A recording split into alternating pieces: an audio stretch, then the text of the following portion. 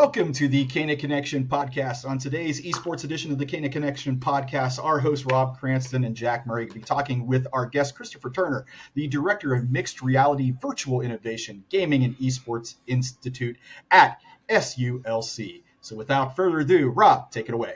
Hey, everybody. Chris, welcome to the CANA Connection broadcast.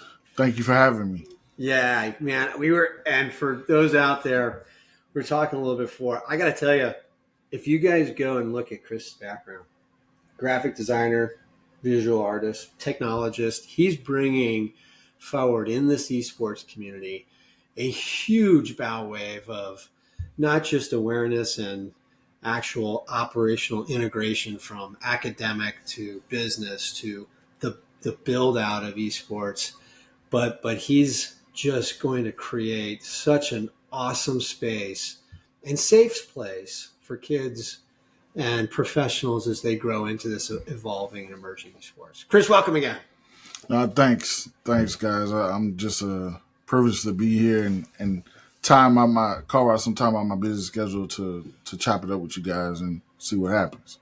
Yeah, man. In busy schedule you've got. Let's start with, you're getting into this industry of esports, Chris, and just kind of walk us through that timeline. Yeah, you hinted at it earlier. Visual arts and graphic design is my foundation. That's my background. Got into education roughly, probably 12 or 13 years ago now. I've lost count. COVID, but yeah, ended up on the campus of Southern through Southern University Laboratory School about 4 years ago. The principal and I had worked at a previous high school. He hired me as the visual art teacher. Pretty much, I realized, that campus only had like 300 plus kids at the time. I think it were roughly 320, pre-K through 12, by the way. So I kind of figured that the talent pool as far as visual arts, wasn't going to be there. I was an avid gamer. He was an avid gamer at the time. At the time we played games together. He, like I said, he was an avid gamer, but he really didn't understand esports. So I took him to Arlington to the big esports arena there for a K through 12 conference that highlighted some collegiate programs at the time. Like LSU, all your Texas schools at the time were there. Few high schools like Burlington ISD that were real, critical in like early development of like high school esports. And so, on the way back, going to Baton Rouge, he kind of looked at me and was like, "Hey, Chris, this is your thing. I'm not going to micromanage you. Just let me know what you need." A few grants later, we got enough capital to kind of start renovating the room. The room was like the first esports lab in the state. And I didn't really know how early I was to the development of that. Looking back at it now, it looks like a blur, but, in hindsight, hindsight is 2020. I threw myself out in the ocean with no safety raft, right? But yeah, COVID happens. We win some national championships in 2K. A student by the name of Troy Murphy makes some connections with the NBA 2K league, so he's scrimmaging players, right? I'm really competitive. And all of a sudden we get national exposure from that room. And I had to backtrack, a friend of mine by the name of Cody Dragon, real pivotal in the esports space as far as K through 12 and collegiate and professional, hooked me up with the right sponsors and got that room fully almost developed. I think my principal spent like maybe $15,000 on PCs. We got a Rotary grant for like 10 grand or maybe 15 grand at the time. And then the rest of it was donated and sponsored. So roughly that room ended up being like around $60,000 put into that room. All this is going on. I'm in the same director / principal's office, and we're looking over into the university because his window, he has a wall of windows that we can look out to the main campus, and we're looking, and I'm like, I don't know why the university won't hit the button on esports. We're making a bunch of noise over at the laboratory school, and he's like, you should do it. And so we draft up this paper that pretty much gave me a title, which was director over Southern University Esports, and permission to use the logos. That's pretty much all I needed at the time to kind of get it going. And that program took off massive. And this is, time period wise, this is all around COVID. And I'm skipping some stuff. I know we can get into the details later. But eventually that also does the introduction to Chancellor Pierre and my Vice Chancellor, Maura Dickinson, over at the Law Center. They had the Mixed Reality Virtual Innovation Gaming and Esports Institute, where we can serve underrepresented communities within those categories, within that title. We can create curriculum. We can do entrepreneurship. I mean, it just gave me a bigger net to help my community. And, what I want to highlight is only 4% of African Americans are in the gaming space and tech space. So it just gave me a broader net to kind of push that to my community, to educate, to build awareness, right? As of March of this year, we launched the Esports Innovation Lab over at the undergraduate, but it's under the Law Center, right? And I can explain this other system later, but that room is right at $500,000. We have production equipment. We have a 6-person stage. We have roughly another 24 stations on the main floor, 25 spectator chairs. We have VR. We have Xbox. We have PlayStation 5. We have Nintendo Switch. We have pretty much every way you can game within that space. And in that space, like I said, it was Chancellor saying yes, and Vice Chancellor Maura Dickinson in the background waving her iron fist, and having partners like Best Buy, GM, and Esports Supply and HyperX kind of there to assist with the bill out too was great. And I think I've kind of brought us up to date. Oh, I tell you what, you talk about pulling and picking apart all and in such incredible ways, the way you've navigated to where you are, Chris. Let me ask you, how did you prioritize? I mean, so going back to the grant, how you set up that really the funding piece initially. What was your kind of the thinking in terms of really attracting an esports type of crowd and building upon what will become a user experience, but prioritizing initially what is the foundation of an esports platform? How did you go through that? Yeah, I think for me, I tell people all the time, like, I feel like God just picked me up and placed me at Southern.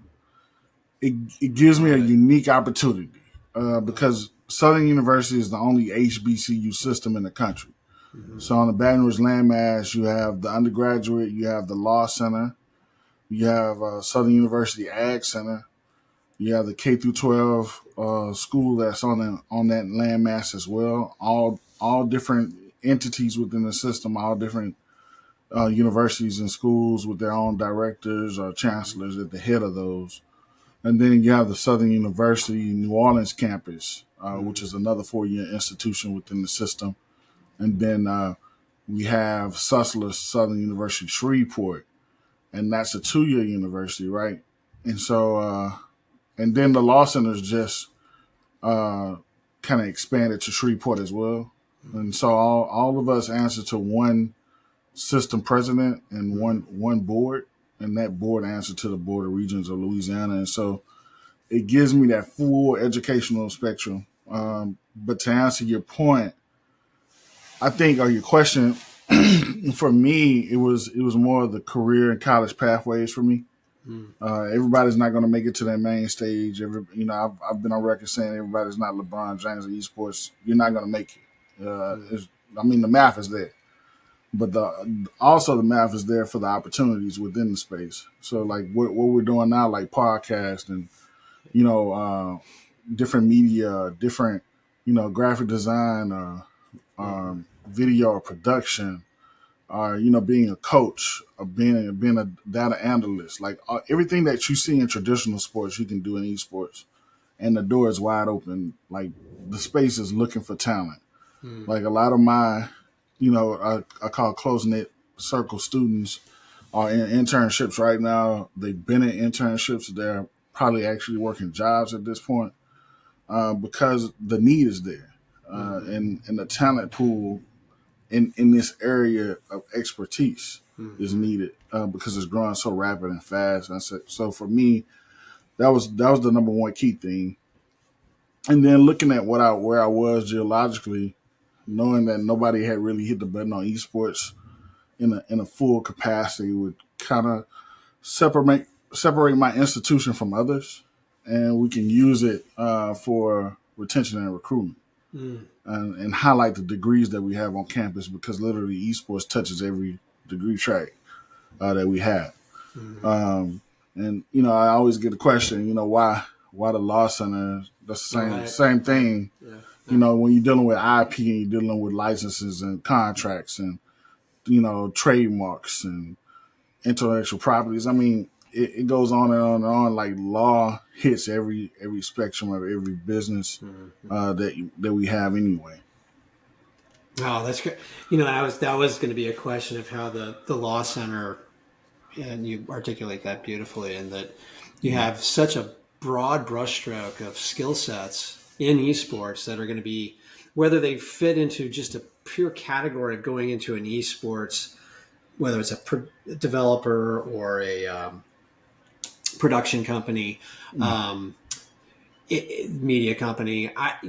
That's the one thing that's been interesting for this journey, Chris. How do you look at consolidating, in a way, the esports curricula that across the country, they're just going to have different variation to that curriculum development. But what do you see as kind of the more consistent themes that esports has to get at in terms of those core classes? I think you're seeing a lot of esports management. I mean, including our certification that we just done at SULC. We took a twist on it and put esports law and management. That kind of opened the gauntlet up, for contracts and negotiations and licensing deals and such. And so that management piece is real critical because it's not too many people in the industry know how to do it. They don't know how to manage a full-on esports event, or how to manage a team, or different soft skills and hard skills. You need to do certain things within the space, and then you get that general knowledge of what esports is. And so I think for now, that's what we need. I don't think you're going to see a full curriculum. We're not quite there yet, because I'm going to tell you why. Esports pretty much got built from the top up. So you see, so they started professional first. If you look at something like football, you have your little leagues, you have touch, you have flag, then you get into tackle, and then you get into middle and high school, and then you go to Pop Warner, and then you go to collegiate, and then you have that whole spectrum, right? Esports started from top down, so you have your professional orgs, then it was collegiate, then it was high school, now you work in the middle school, now it's correcting itself.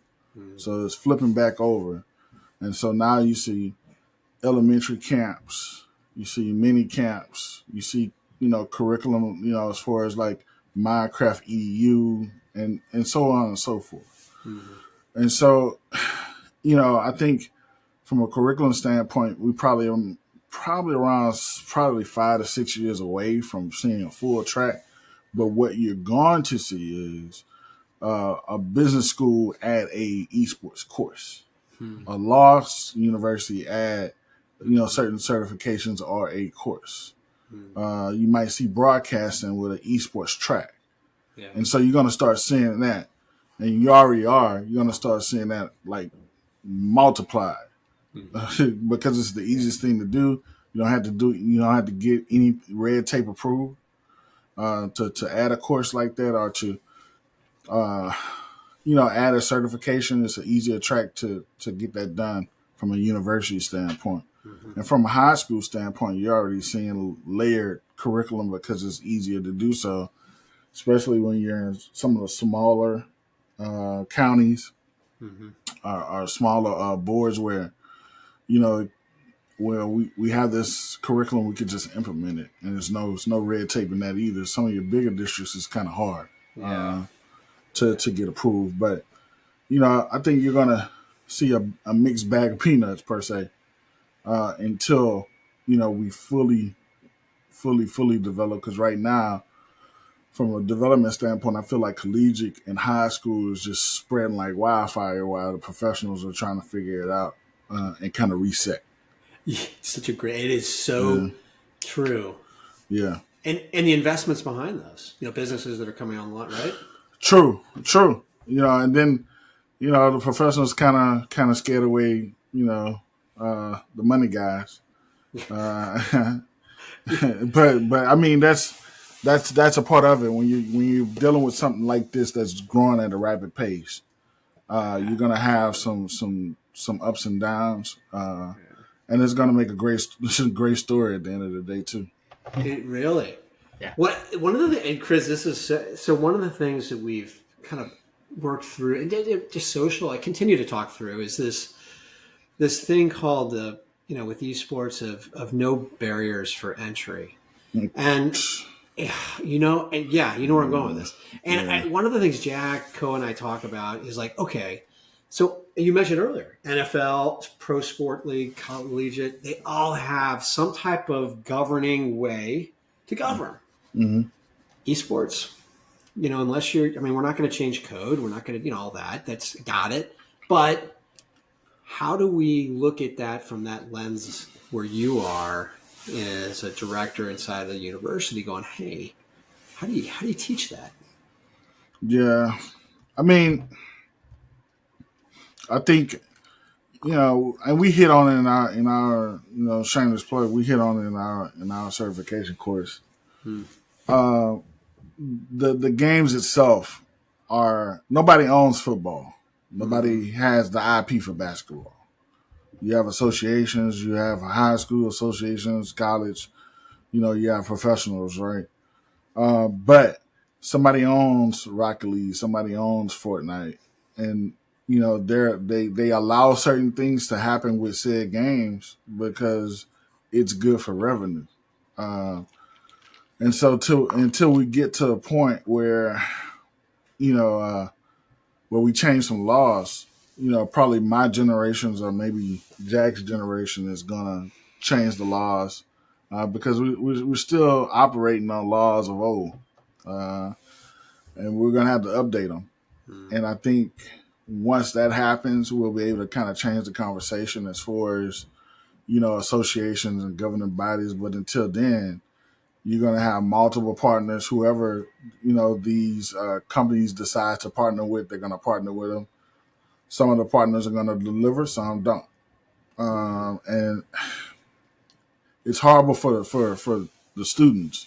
Yeah, it's horrible for some of the leagues that are involved because some of the leagues are, not able to deliver what said company wants from said lead or said company. So it's a part of the growing pains that we have, but I think. Once some of the laws change, that conversation is going to change, but we have to let mom know, we have to let dad know, we have to let student know, like, hey, the way you operate in said lead or said game might be different 6 months from now. And that's just the nature of the beast.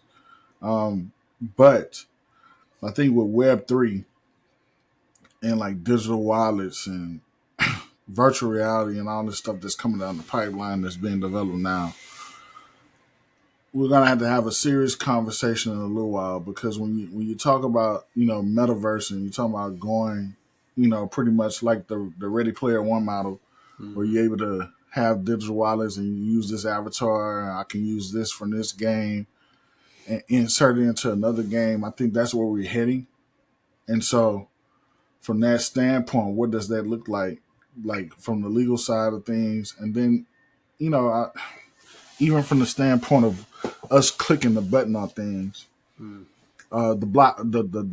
agreement box at certain games, you're pretty much giving your rights away to own anything. You're pretty much just leasing at this point. Yeah. And I think a lot of people don't know that. That's a great point. And so, go ahead. Very, very few people read the ULA. It'll take you weeks. It'll take you weeks. There's some crazy stuff in there sometimes. That's why the law center is so freaking important. It's a good yeah. No. Yeah. I got questions for later. Yeah, Jack and Chris, this is we could go, and that's such a great answer and way that you frame that. And let's pull some of those threads a little bit later, but I'm gonna hand it over to the great Jack Murray there, and he's got some questions for you. Sure. Yeah, thanks, Rob. Yeah, no, just to backtrack a little, we're talking about all the jobs that esports can generate, all the careers, not just jobs, and how esports is really built on community. So what aspects of esports and gaming really make it so helpful and supported in fostering diversity and inclusion, but also providing equal opportunity to education and career development that some traditional sports don't offer? I think it's easy because everybody has a console, everybody has a PC, and to be quite frank with you, Jack, let's start competitive first. For me, being at HBCU, and like I said, I feel the heaviness on me every day going into work and going into this nice facility that we just had the opportunity to build, knowing that my counterparts do not have that. They might not even have the infrastructure because we had to go in and actually add the infrastructure. I mean, like Cat 6, I mean, like fiber. I mean, like add to the electricity that was already existing in the building because the building is so old. And historically, HBCUs are underfunded. So I know my counterparts are probably going to have trouble accomplishing what we just accomplished on the level that we just did. Now, for HBCUs, what we just accomplished might be above the norm, but what we just did is the norm for PWIs from a competitive standpoint. So then when you dig a little deeper into that, Jack, if you're talking about diversity and inclusion, a game like Valorant or a game like League of Legends are not normally played by African Americans because we go for the council, because the council is like only $400 to $500. With a gaming PC, you're talking about probably $2,000 to $3,000, right? Mm-hmm. And so a lot of these families can't afford that PC. Now, I'm a little different. My mom was a hard worker, and she made sure we kept a PC in the house. It might not have been a top tier, but I might be giving my age away. But I was able to play Doom. I was early, to the esports and gaming space, where we always had a PC and a console in the house, right? But this generation is far in between, So, for example, if I wanted to pull off a League of Legends team on the HBCU campus, it's going to be hard to find those kids at the level of a PWI for me to even compete.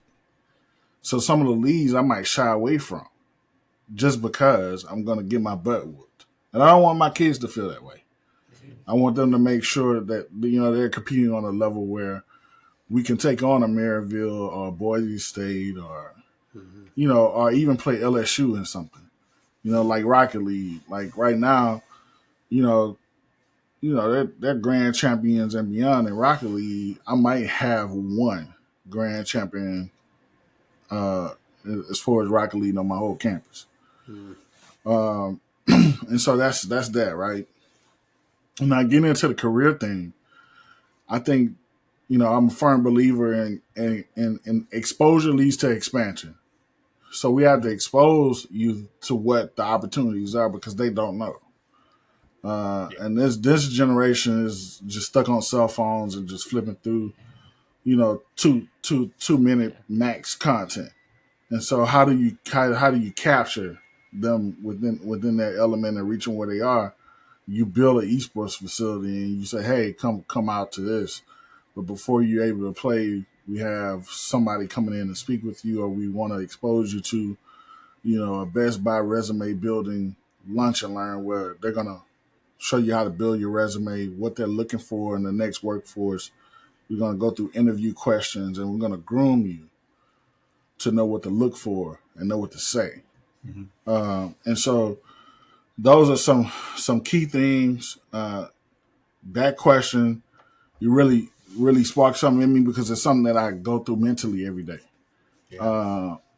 And then I guess too, it's once we expose them, what kind of programming can we put in place? Is, for example, and I'm, like I said, this is just from what I've experienced and saw. When I go visit somebody like Boys at Full Sail that has full production, that has a full staff, student workers, they know the equipment. And when we decided to invest in our equipment, I'm starting to see now that my mass comm department has equipment that's probably 4 to 5 years older than mine.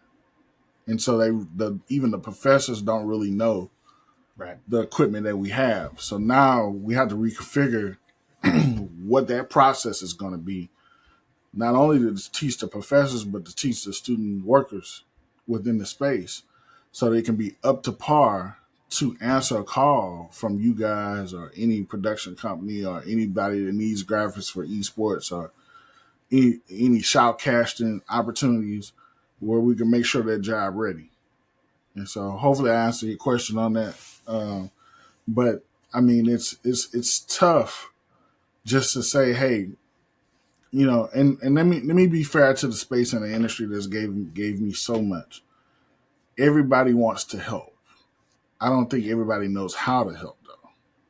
And so it's conversations like on this podcast that help, and conversations that we need to have further, meaning behind and action plans behind, in order to make it fully to the point where it's fully, equity and inclusion in the space. Yeah. Hey, Chris, and Jack, real quick, because this is hugely important for what you meant and what you're building to, and what as well we totally understand in terms of this inclusion piece. Mm-hmm. And building upon inclusion, and also building on academic framework and foundational inclusion that says, hey, this is a part of the platform, but this isn't just a one-time thing. This is actually a evolving, and you said generational, and I understand that too. But what is it that has us talking about that, even, right? Like, and I get it, there's different ways to kind of to look at it, but truly, you mentioned 4% of African American inclusion into the space of esports, and really beyond STEM. I have very, very close friends. We talk through, how do we get into an environment that creates this excitement? And we were concentrating, have been, on women inclusion in that safe space, mm-hmm. right? It's like, oh man, we got to have rules. We got to, we're talking about human trafficking. We're talking about pieces that are big real world issues going on inside this space. How do we get at creating a universe where we can control that? Control the factors of inclusion, or just a safe space? Both, because I think they go hand in hand in some context. So I'm a dad of 2 girls. Yeah, and so I start there. Education, as far as being on the internet as we know it, has to start earlier than what I think we expect it to. Mm-hmm. We have to make sure that they're in alignment with what's safe and what's not safe. Constantly have that conversation. It's almost it's similar to the conversation, Rob, that we probably had when we were growing up. Like, don't go anywhere by yourself, look both ways before crossing the street, all those simple things, right? Yeah. We have to learn how to uh, have that conversation with our youth at an appropriate age. And I hate to say it, but some of the conversations might have to start when they're younger, because right now, all the K through 12 schools almost in the country, unless you're like in a real poor inner city school, or you're like out in the burbs where internet is really bad and you don't have the accessibility to it. Everybody's 1-to-1, and so for all your non-educators out there, that's pretty much putting a Chromebook, in the kids' hands at like second grade, and they bring it home, they use it at school, they have full accessibility to it, and then now we're in a generation where not like, I don't know how old you are, Jack, but you might have had a tablet when you were younger, and that was like his play tablet, and so you have to set up certain boundaries and barriers. Whether it's off screen time, you hear in the industry a lot like going touch the grass. Like, we have to balance that, and we have to make sure we're having those conversations. And so I think that's one. That's one key thing. And then two, I think culturally, we have to make gaming esports not look like the nerd thing to do. I guess because like for our generation, it was that's what it was.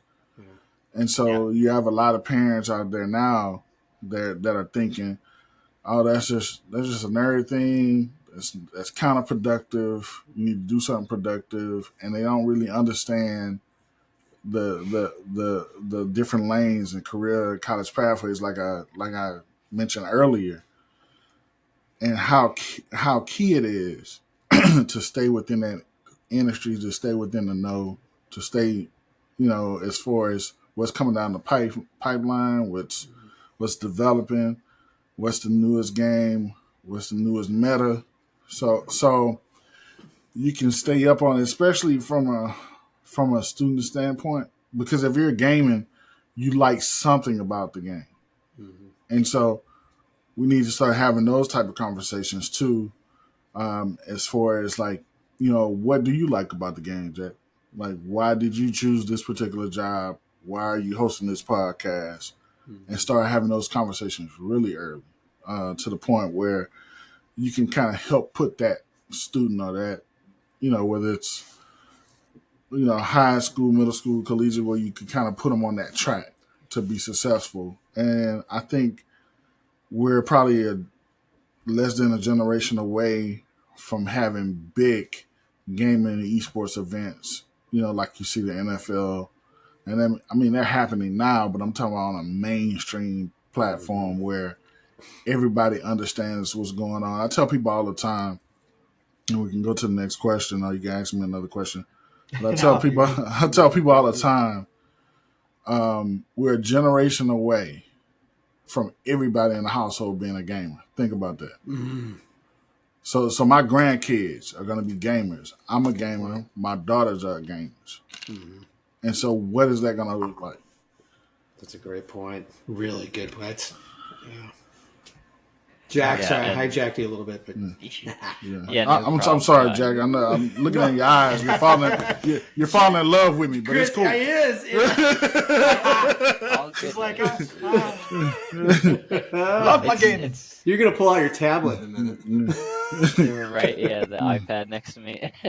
No, it was such a great answer because you laid out all the challenges, but also the opportunities that esports poses right now. And there's a main thing that we've talked to a lot of people about, and that's the lack of understanding about esports. And you hit on that point, and especially with the parents. And esports and gaming, it's all data. Like, there's so much data within it that isn't really utilized properly right now. So that kind of leads to the next question, building off of your response, was in the scholastic esports industry specifically, what type of information or analytics on certain data make the most significant impact moving forward? Is it program performance? Is it curriculum development or career generation? or is it, really that community support and resources available? What type of information needs to be more known that just isn't right now? I think it's all the above. I think those Great. careers, competition, and community are three pillars that you're going to hear directors say over and over again. You're not going to have a program. You're not going to have community. I mean, without community, you're not going to have a program. You're not going to have curriculum. You're not going to have, these facilities coming up. You're not going to be supported. And so you need to educate the community first, whether it's on campus community, whether it's parents, whether it's students. I mean, you have to educate everybody. And you have to find a way to do so. So if you're hosting parent gaming nights, or if you're doing like professional development opportunities for admins and principals and people that are in the educational space, and then you got to make sure too that you bring in professionals and you highlight those careers. Like, we have to get to the point where we bring in like a head of Microsoft, or we bring in somebody from any other kind of esports or gaming platform, and they get excited like Michael Jordan just walked in on. Yeah. You got to get to that point, and if you don't get to that point, it's going to be a problem. We're just going to be a consumer-based society, as far as, and we already are, by the way, but it has to be that same excitement and sexiness around gaming and esports. That recognition, right? Yeah, it has to Universal be. recognition.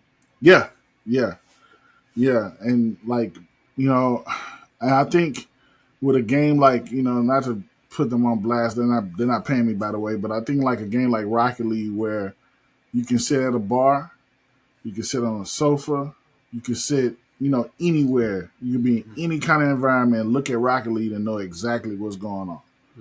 It's cars playing soccer, man. It's that simple. You know what I'm saying? And so I don't think we're quite there with like an Apex or Overwatch or a League, or even Call of Duty, because Call of Duty is so fast to the point where all generations could sit down and watch it like a football game. And so we got to get to that point. If we don't get to that point, I'm not sure, how long we're going to be around. But it's exciting times, man, because, for every generation that's on this podcast right now, we didn't look at the beginning of the NBA or the NFL or, hockey, NHL, like baseball. We didn't see that. We wasn't a part of that. And for this time in history, we're a part of building what esports will look like in the next, 100, 200 years, man. And so it's ever evolving to the point where it's changing up every other day. But it's exciting because that's technology, man. That's how technology moves. But to your point, we're just going to have to hit all those cylinders to the point where everybody gets it and everybody understands exactly what's going on. And I think it'll self-sustain itself from that point. That's a fantastic way of looking at it. That's great. Yeah. That's a good point. Yeah, and I mean, my last question for you, basically, with all these amazing answers you've hit on everything, the future of esports, some of the challenges, but we may have covered it before, but if there's something that most people don't realize about, collegiate or scholastic esports in general, that you would really want them to know, what would that be? You may have mentioned already, and just re-highlight that for everybody. Yeah, for me, it's the soft skills, it's communication, it's teamwork. You get that out of every sport. That's why every father in America says, "Hey, pick up a baseball bat or go get a basketball." It's not exactly about the game, but it's about what you learn, those basic skill sets that you're gonna need throughout life. And then, every once in a while, you might find a kid that has those hard skills that's able to play, high school, middle school, or even collegiate. Collegiate, you're probably looking at the top 30 to 40% percent of players in the country. And that's right now because, we're around like 720 esports programs. That's probably going to be double, within the next year or two, because it's going to be that normal to have an esports program on campus. And so, that opportunity of some coach like myself, hopefully, that's the thing I'm fighting for now is esports scholarships. I can't wait to sit in somebody's living room and offer them an esports full ride. And tell the parents, hey, you don't have to worry about anything because of his hard skill set and his soft skill sets, or her hard or soft skill sets. And so that's happening now with different directors. And then, getting them mentally prepared to be an esports student athlete. And I put student first for a reason, because school comes first. You won't be able to perform on a campus team without being a student. You have to, carry yourself in a decent manner, and just preparing students not only for that type of experience, but career experiences. I mean, you're having scholarships now within esports programs on campuses for writers, for assistant coaches and coaches, and so you're starting to see that scholarship opportunity broaden out with not just gameplay, but some of the skill sets that Rob mentioned earlier that I have. I wish I could have got an esports scholarship for some of the skill sets that I have. And so, the directors are realizing, hey, we can't do it on our own. This thing is way bigger than us. And then, so we need those student creators to come in and assist with the vision and development of those programs. And so that's what I want to push to parents and students. Like, the opportunity is way more broader than just being on the team. You have an opportunity in the back of house that can get you through college too, if you have said skill set. Yeah, and that's probably even such a great more longevity in those other venues as well. Yeah, and just like any sport, and those skill sets, like you're creating graphics and lower thirds, or you're doing production and back of house, or you're the lighting guy, you're the sound guy. Yeah, okay, I work with my esports program, but if I go get an internship in the NFL or the NBA or any other, concert circuit or anything like that, those are transformational skill sets that can go into other industries. It's not just for esports. And I think that's the eye opener too, that a lot of people need to start having a conversation about. I can gain these tools here in this program, but I can go to other areas of careers and still make a decent living too.